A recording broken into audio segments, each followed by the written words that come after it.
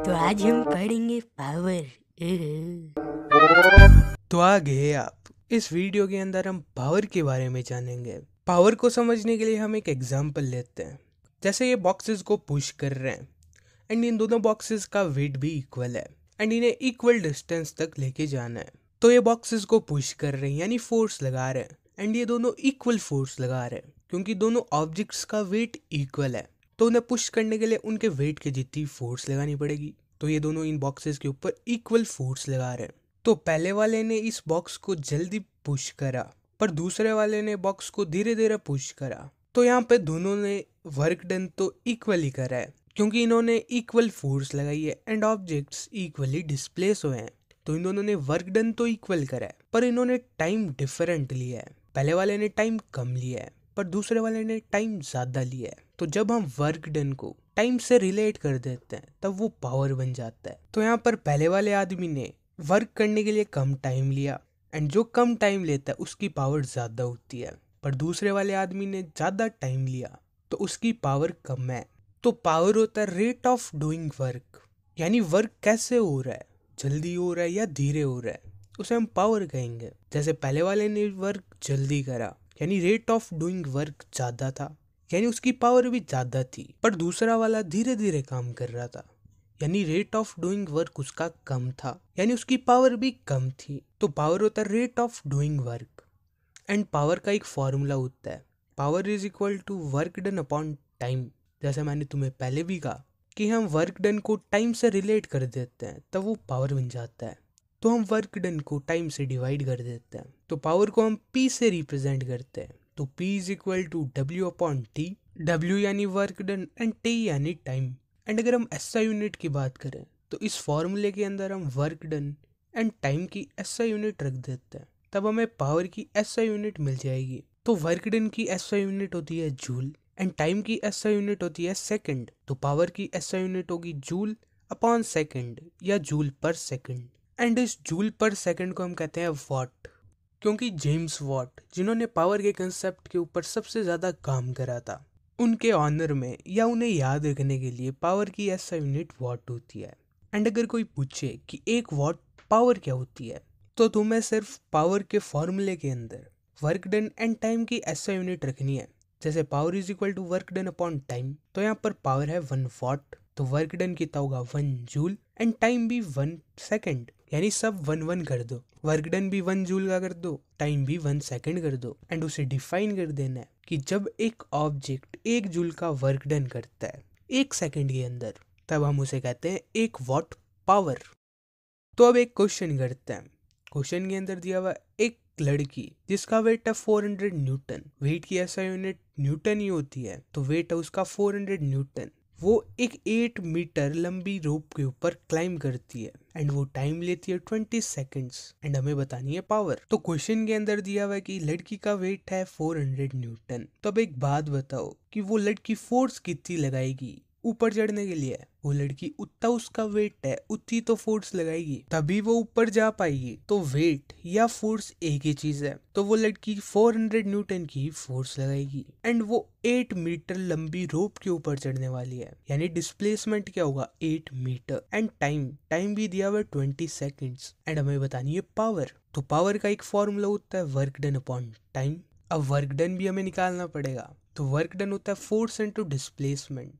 तो W की जगह हम F इंटू एस लिख सकते हैं, तो ये फॉर्मूला बन जाएगा F into S divided by T। तो इसके अंदर हमें सारी वैल्यूज रखनी है एंड आंसर आ जाएगा। तो फोर्स है 400 न्यूटन, डिस्प्लेसमेंट है 8 मीटर, टाइम है 20 सेकेंड्स। इसे कैलकुलेट करने पे तो हमें मिलेगा 160। अब इसकी यूनिट क्या लगाओगे, याद करो वॉट, एंड यूनिट लगाना कभी मत भूलना। तो इसका आंसर हो गया 160 वॉट। तो ये 160 वॉट कह क्या रहा है, तो हमें पता है वॉट होता है जूल अपॉन सेकंड यानी जूल पर सेकंड। तो यहाँ पर हम वॉट की जगह जूल डिवाइडेड बाई सेकंड लिख सकते हैं। तो ऊपर हो गया 160 जूल एंड नीचे हो गया 1 सेकंड। तो ये चीज़ ये कह रही है कि उस लड़की ने 1 सेकंड के अंदर 160 जूल वर्क करा। तो 160 वॉट का ये मतलब है। तो अगर कहीं पे 50 वॉट लिखा हुआ है तो तुम्हें ये समझ जाना है कि वो ऑब्जेक्ट 1 सेकंड के अंदर 50 जूल वर्क कर सकता है। एंड क्वेश्चन ये भी दे सकता है कि एक ऑब्जेक्ट की पावर है 50 वॉट एंड हमें बताना है कि वो 5 सेकंड के अंदर कितना वर्क कर सकता है। तो हमें पता है 50 वॉट यानी 1 सेकंड के अंदर वो 50 जूल वर्क कर सकता है। तो 5 सेकंड के अंदर कितना वर्क करेगा? तो देखो सेकंड की तरफ 5 आ गया, तो हमें जूल की तरफ भी 5 लगाना पड़ेगा। तो हम 5 को जूल की तरफ मल्टीप्लाई कर देते हैं, तो 5 सेकंड्स के अंदर 50 इंटू 5 जूल वर्क करेगा, यानी 250 जूल वर्क करेगा। तो अब एक बल्ब का एग्जांपल लेते हैं। तो एक बल्ब है जिसकी पावर है 60 वॉट। 60 वॉट यानी 60 जूल डिवाइडेड बाई सेकेंड, क्योंकि वॉट होता है जूल डिवाइडेड बाई सेकेंड, यानी 1 सेकेंड के अंदर ये बल्ब 60 जूल का वर्क कर सकता है। तो अब 1 मिनट के अंदर ये कितना वर्क करेगा? तो 1 मिनट के अंदर 60 सेकंड होते हैं, तो हम सेकंड वाली साइड को 60 से मल्टीप्लाई करते हैं, तब ये 1 मिनट बन जाएगा। तो अब इस साइड मल्टीप्लाई करें तो इस साइड भी मल्टीप्लाई करना पड़ेगा, तो इस साइड भी हम 60 मल्टीप्लाई करते हैं, तो ये बन जाएगा 60 इंटू 60 जूल। ये 1 मिनट के अंदर 3600 जूल वर्क कर सकता है। अब एक आर की बात करते हैं। तो 1 घंटे के अंदर 60 मिनट्स होते हैं, तो अगर हम इस 1 मिनट को 60 से मल्टीप्लाई कर दें तो ये 60 मिनट बन जाएगा, यानी कि 1 आवर। तो जब हम इस साइड मल्टीप्लाई करेंगे तो इस साइड भी 60 से मल्टीप्लाई करेंगे, तो ये हमें मिलेगा 1 hour is equal to 3600 into 60 joule. तो जब इसे कैलकुलेट करोगे तब तुम्हें मिलेगा 216,000 जूल। तो ये बल्ब 1 घंटे के अंदर 216,000 जूल कंज्यूम करेगा। तो ये तो बात होगी 1 घंटे की, पर हम ऑर्डिनरी बल्ब को 10 घंटे तक तो यूज करते ही हैं, तो इसके पीछे एक और जीरो लगा देते हैं। तो ये इतनी बड़ी यूनिट होगी सिर्फ एक बल्ब के लिए। घर में और भी अप्लायंसेस होते हैं, तो जब हम उन सारे अप्लायंसेस की इलेक्ट्रिक एनर्जी को ऐड करेंगे तो वो कितनी बड़ी डिजिट बन जाएगा। तो उस चीज से बचने के लिए हम एक एनर्जी की बड़ी यूनिट को ले लेते हैं जिसका नाम है कमर्शियल यूनिट ऑफ एनर्जी। तो हमें पावर का एक फॉर्मूला पता है जो कि है power is equal to work done upon time. तो इस फॉर्मूले के अंदर एनर्जी तो कहीं पर है ही नहीं, तो हमें एनर्जी चाहिए। एंड हमें पता है एनर्जी होती है एबिलिटी टू डू वर्क, यानी कोई ऑब्जेक्ट जितना काम करेगा उतनी उसकी एनर्जी होगी। तो एनर्जी एंड वर्क डन एक ही चीज़ है, तो हम यहाँ पर वर्क डन की जगह एनर्जी लिख सकते हैं। तो ये फॉर्मूला बन जाएगा power is equal to energy upon time. तो ये टाइम एनर्जी से डिवाइड हो रहा है, तो जब ये पावर की साइड जाएगा तो ये मल्टीप्लाई होगा, तो ये बन जाएगा power into time is equal to energy. तो अब एनर्जी का हमें एक फॉर्मूला मिल गया, एंड इस फॉर्मूले के अंदर हम पावर की बड़ी यूनिट एंड टाइम की बड़ी यूनिट रख देते हैं, तब हमें एनर्जी की बड़ी यूनिट मिल जाएगी, यानी कमर्शियल यूनिट ऑफ एनर्जी मिल जाएगी। तो पावर की ऐसा यूनिट होती है वॉट, तो बड़ी यूनिट बनाने के लिए इसके साथ हम किलो जोड़ देते हैं, किलो यानी 1000, एंड उसे रिप्रेजेंट करेंगे के से। तो पावर की बड़ी यूनिट होगी किलो वॉट, KW। एंड हम टाइम की बड़ी यूनिट को क्या ले सकते हैं? टाइम की बड़ी यूनिट को हम आर ले सकते हैं, तो ये हो जाएगा किलो वॉट इंटू आर, यानी किलो वॉट आर। तो हमें एनर्जी की कमर्शियल यूनिट मिल गई किलो वॉट आर। तो किलो वॉट आर को हम SI सिस्टम के अंदर कन्वर्ट करते हैं ताकि हम कन्वर्जन कर सके SI यूनिट से किलो वॉट पर आर के अंदर एंड किलो वॉट पर आर को SI यूनिट्स के अंदर। तो किलो क्या होता है 1000, तो हम इसे ऐसे भी लिख सकते हैं 1000 वॉट इंटू आर।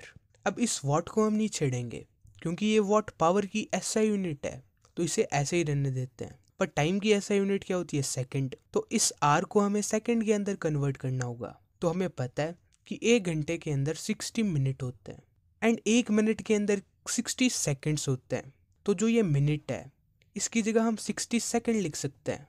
तो एक hour is equal to 60 into 60 second, 6 या 36 एंड 2 जीरोज पीछे, तो ये 1 घंटे के अंदर 3600 सेकेंड्स होगी।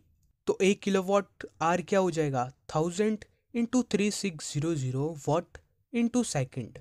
तो अब 3600 एंड 1000 के भी 3 जीरोज हैं, तो इन पांचों जीरोज को हम ऐसे भी लिख सकते हैं 36 इंटू 10⁵5, 10⁵5 यानी 5 जीरोज हैं।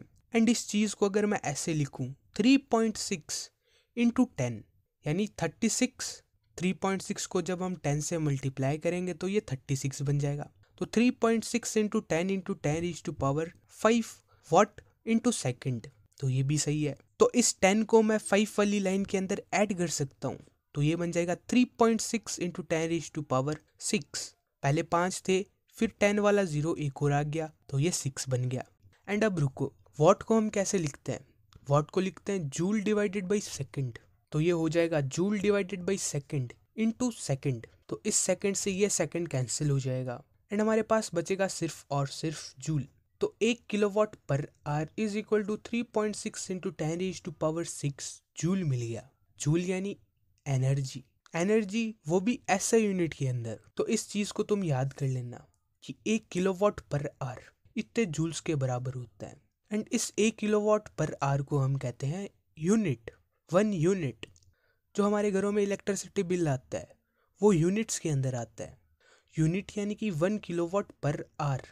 तो अब इससे रिलेटेड एक क्वेश्चन ट्राई करते हैं। तो क्वेश्चन है, एक बल्ब है जो 60 वॉट पावर का है एंड वो दिन में 6 घंटे तक चलता है एंड हमें ये बताना है कि वो कितनी इलेक्ट्रिक एनर्जी कंज्यूम करता है एक दिन के अंदर।